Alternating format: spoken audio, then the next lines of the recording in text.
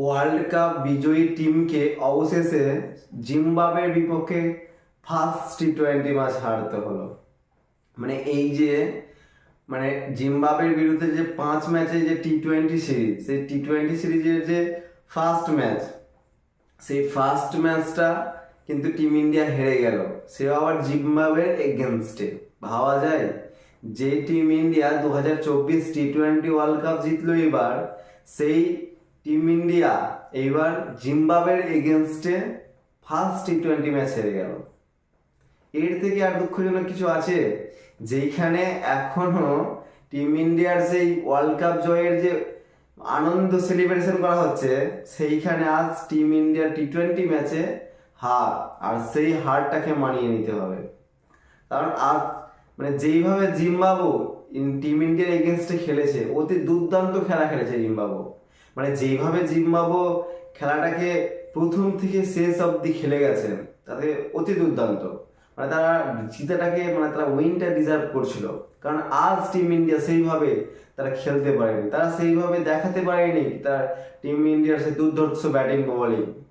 কারণ আজ দেখলে প্রথমে যে জিম্বাবু ব্যাট করতে নেমে 115 রান, এই 115 রানের টার্গেট যেটা টিম ইন্ডিয়াকে দেয়, আর টিম ইন্ডিয়া এই 115 রানের এই টার্গেট আর কিন্তু আজকে চেস করতে পারেনি।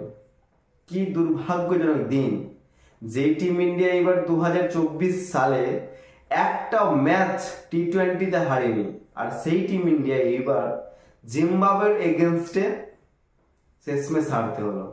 ওয়ার্ল্ড কাপের একটা ম্যাচ হারেনি team India, world cup winner team, এবং কি 2024-এ কোনো টি-20 ম্যাচ হারেনি। সেই টিম ইন্ডিয়াকে আজকে ডেটে দাঁড়িয়ে জিম্বাবুয়ের এগেনস্টে হারতে হলো।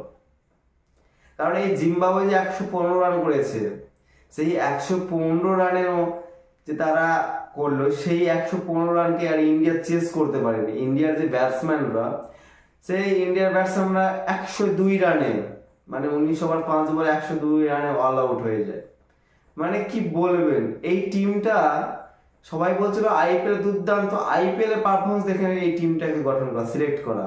যেই টিমটাই টি-20 নাকি অ্যাগ্রেসিভ ব্যাটসম্যান ও টি-20 স্পেশালিস্ট ব্যাটসম্যান গুলো, যে পুরো ইয়ং জেনারেশন, তাদের চান্স দেওয়া হয়েছিল। আর তারা কি করলো এই টি-20 ম্যাচটাই? তারা কিন্তু পুরো ফ্লপস হয়ে গেছে। এই যে অভিষেক শর্মাটা, এইবার টি-20 আইপিএলে কি দুর্ধর্ষ ব্যাট করেছিলেন। 16 বলে 50, 15 বলে 50, 19 বলে 50, দুর্ধর্ষ ব্যাট। আর সেই অভিষেক শর্মা যেই ম্যাচে প্রথম ইন্টারন্যাশনালে পা রাখলেন, সেই গোল্ডেন ডাক 0 রানে আউট হয়ে অভিষেক করলেন, বা ওয়ার্ল্ড ক্রিকেটে পা রাখলেন 0 রানে দিয়ে। যাকে বলা হতো কি এই ছেলেটা এত দুর্দান্ত ইনিংস, এত ফাস্ট খেলে, তাকে একবার বলেছিল অনেক কেউ এই টি-20 ওয়ার্ল্ড কাপ সিলেকশনের সময় কি এই এরকম প্লেয়ারের টি-20 ওয়ার্ল্ড কাপ সিলেকশন হওয়া দরকার ছিল। কিন্তু এইরকম প্লেয়ার যারা জিম্বাবুয়ের এগেনস্টে 0 রানে অল আউট 0 রানে আউট হয়ে ফিরে যায়, তার চেয়ে কিছু বলার নাই। আইপিএল আর ন্যাশনাল দুটোর মধ্যে কিন্তু অনেক পার্থক্য। শুভমান গিল ক্যাপ্টেন, যে শুভমান গিলকে রিজার্ভে রাখা হয়েছিল ওয়ার্ল্ড কাপ টি-20 বিশ্বকাপে, তিনি 29 বলে 31, একটা কি বলা যায় এই পাইটাতে, 29 বলে 31 রান, একটা ওডিআই এর রান। এটা কিন্তু টি-20 রান নয়, 29 বলে 31।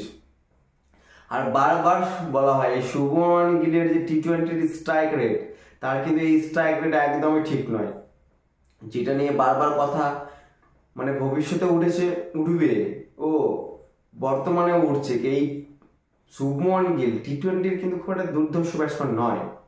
ও ঋতুরাজ গায়কোয়াড় চেন্নাই খেলা স্পেশাল 7, কি দুর্দান্ত রান 7। ও রিয়ন পারাগ, এই ব্যাটসম্যানটা ওয়ার্ল্ড কাপের আগে কমেন্ট করেছিল বা বক্তব্য এক জায়গায় বলেছিল এই আমাদের এই টিম নাকি ওয়ার্ল্ড কাপ নিতে পারবে না। এত নিজের প্রতি কনফিডেন্স, তাকে ওয়ার্ল্ড কাপে সিলেকশন হয়েছিল না বলে।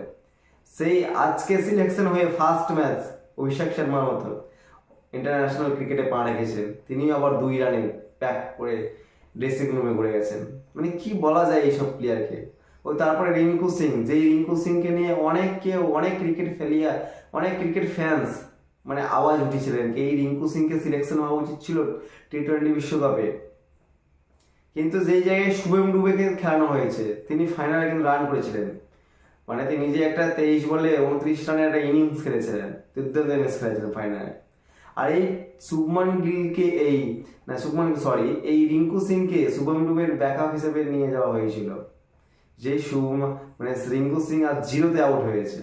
ও ধ্রুব জুরেল তিনি 19 বলে 6 রান করেছেন, মানে একটা কি বলা যায় 19 বলে 6, টেস্টেও এই রানটা মনে হয় না যে এই রানটা টি-20তে করছে। ও শেষ ম্যাচে একটা লড়াই যেন করেছিলেন ওয়াশিংটন সুন্দর, 39 বলে 27 রানে একটা লড়াইজনক ইনিংস। ও আবেশ খান 12 বলে 16, মানে এই যে এই রানটা দেখলে অবাক হয়ে যায় যে ইন্ডিয়া টিম 102 রানে 19 ওভার 5 বলে অল আউট হয়ে যায়, সেও আবার জিম্বাবুয়ের এগেইনস্টে টি-20 ম্যাচে।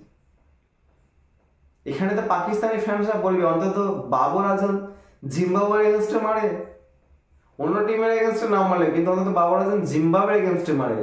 যেই জিম্বাবুয়ের এগেইনস্টে বাবর আজম মারে সেই জিম্বাবুয়ের এগেইনস্টে আজ ওয়ার্ল্ড কাপ জয়ী টিম ইন্ডিয়ার টিম, যেই ভবিষ্যৎ টিম, যেই টিমটা 2024-এর ওয়ার্ল্ড কাপ 2026-এর টি-20 ওয়ার্ল্ড কাপ খেলবে, সেই টিমটা আজ জিম্বাবুয়ের এগেইনস্টে হেরে গেছে। মানে ইন্ডিয়ার বোলিংটা অন্তত দুর্দান্ত বল করেছেন, রবি বিষ্ণই 4 ওভার করে 3 রান দিয়ে 4 উইকেট, দুর্দান্ত বল করেছিলেন। ও ওয়াশিংটন সুন্দর 4 ওভার করে 12-11 রান দিয়ে 2 উইকেট। ও মুকেশ কুমার 3 ওভার দিয়ে 16 রানে 1 উইকেট। ও আবেশ খান 4 ওভারে 29 রান দিয়ে 1 উইকেট। ইন্ডিয়ার বোলিংটা দুর্দর্শ বল করেছিলেন, কিন্তু ইন্ডিয়ার ব্যাটসম্যানরা পুরো ডুবিয়ে ছেড়েছেন আজকে। এই টিম 2026 কিন্তু ওয়ার্ল্ড কাপ খেলতে পারে, যেই টিমটা আজ প্রিপারেশন বা তৈরি হচ্ছে ইয়ং জেনারেশন টিম, সেইখানে জিম্বাবুয়ের যে বোলিং দুর্দান্ত বোলিং করেছে। সিকান্দার রাজা 4 ওভার 25 রান দিয়ে 3 উইকেট, কি দুর্দান্ত বোলিং যাকে বলা হয়। ব্রেইন 1 ওভার 0 রান দিয়ে 1 উইকেট, দুর্দান্ত বল। টেন্ডিয়া দুর্দান্ত বল করেন, 3 ওভার 5 বলে 16 রান দিয়ে 3 উইকেট। এই দুর্দান্ত বল, এই বোলিং জোরে কিন্তু জিম্বাবুয়ে জিতে যায়, কারণ জিম্বাবুয়ে আজ ইন্ডিয়া টিমকে 102 রানে অল আউট করে দেয় 19 ওভার 5 বলে। ও জিম্বাবুয়ে এই ম্যাচটা কিন্তু জিতে যায়।